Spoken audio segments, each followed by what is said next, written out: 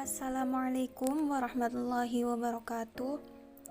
Kami dari kelompok 8 akuntansi pajak yang beranggotakan yang pertama Surya Ibrahim dengan NIM 1908205086, yang kedua Adinda Setianingtyah dengan NIM 1908205106, dan yang ketiga Noviana Ramadanti dengan NIM 1908205120. Di sini kami akan mempresentasikan tentang pajak pertambahan nilai keluaran atau PPN keluaran. Adapun materi yang akan dibahas antara lain, yang pertama pengertian PPN keluaran, yang kedua tarif PPN keluaran, yang ketiga perhitungan PPN, dan yang keempat jurnal PPN keluaran. Pembahasan yang pertama yaitu pengertian PPN keluaran. PPN keluaran adalah pajak pertambahan nilai terutang yang wajib dipungut oleh pengusaha kena pajak yang melakukan penyerahan barang kena pajak atau BKP, penyerahan jasa kena pajak atau JKP, ekspor BKP berwujud, ekspor BKP tidak berwujud, dan JKP.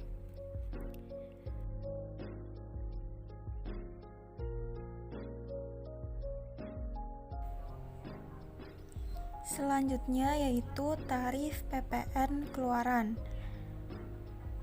Tarif PPN keluaran ada dua macam, yaitu yang pertama 10% dari dasar pengenaan pajak atau DPP untuk semua jenis penyerahan barang atau jasa kena pajak kecuali ekspor. Dan yang kedua 0% dari DPP untuk ekspor.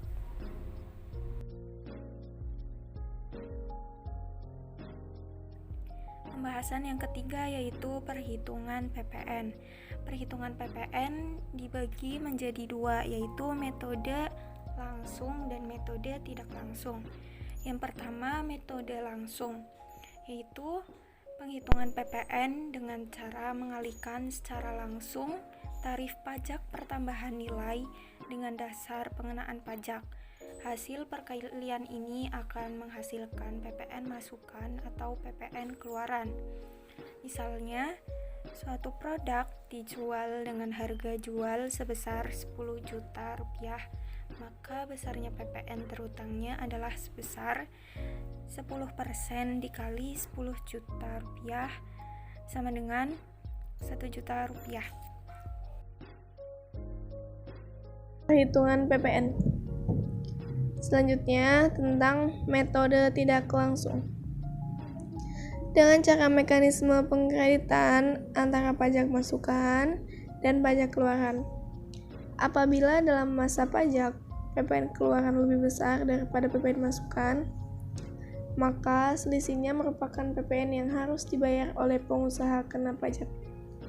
Dan sebaliknya, apabila PPN masukan yang dapat dikreditkan lebih besar daripada PPN keluaran, maka selisihnya merupakan kelebihan pajak yang dapat dimintakan kembali atau dikompensasikan ke masa pajak berikutnya.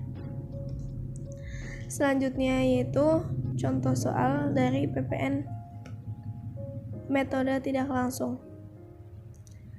Misalnya, jika barang kena pajak yang dibeli seharga 10 juta dan dijual dengan harga 15 juta, maka besarnya pajak yang terutang adalah PPN masukan sama dengan 10% dikali 10 juta, maka hasilnya 1 juta. Dicatat, pembelian masuk di debit 10 juta, PPN masukan masuk di debit 1 juta, dan kas masuk di kredit 11 juta. PPN keluaran 10% dikali 15 juta, maka hasilnya 1.500.000, dan kas masuk di debit 16.500.000, PPN keluaran masuk di kredit 1.500.000 dan penjualan masuk di kredit 15 juta. Maka PPN terhutangnya adalah 1.500.000 dikurangi 1 juta. Maka hasilnya 500.000. Dicatat jurnalnya PPN keluaran 1.500.000 masuk di debit dan PPN masukan masuk di kredit 1 juta dan hutang PPN keluaran masuk di kredit 500.000. Selanjutnya yaitu jurnal PPN keluaran.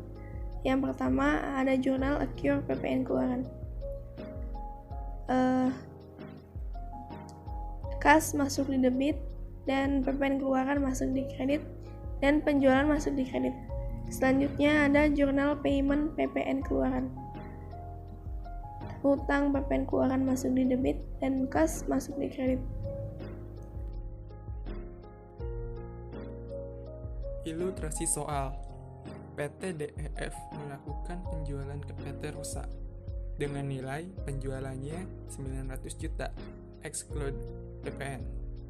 Payment scans COGS-nya adalah 750 juta. PPN masukan diketahui yaitu adalah 70 juta. PPN keluarannya sama dengan 10% dikali 900 juta sama dengan 90 juta. Dalam periodiknya yaitu adalah debit dikas dengan 990 juta. Lalu dikreditnya dengan penjualan 900 juta dan dikreditnya dengan PPN keluaran 90 juta. Ilustrasi soal perspektual. Di debitnya adalah kas dengan 990 juta. Lalu dikreditnya dengan penjualan yaitu adalah 900 juta. Dan kredit PPN keluaran dengan 90 juta. Lalu di debitnya ada COGS dengan 750 juta. Dan di kreditnya ada persediaan barang dagang dengan 750 juta. Lalu di ilustrasi soal berikutnya ada mengkreditkan PPN. PK dikurangi dengan PM sama dengan 90 juta dikurangi dengan 70 juta. Hasilnya adalah 20 juta. Jurnal saat melakukan kredit pajak PPN adalah sebagai berikut. Di debit ada PPN keluaran 90 juta. Lalu di kreditnya ada PPN masukan dengan 70 juta. Lalu di kreditnya lagi ada hutang PPN dengan keluaran yaitu 20 juta. Saat membayar ke kas negara, di debitnya ada hutang PPN keluaran dengan 20 juta. Dan di kreditnya ada kas dan bank dengan 20 juta. Terima kasih. Sekian presentasi dari kelompok kami, kurang dan lebihnya mohon maaf. Wassalamualaikum warahmatullahi wabarakatuh.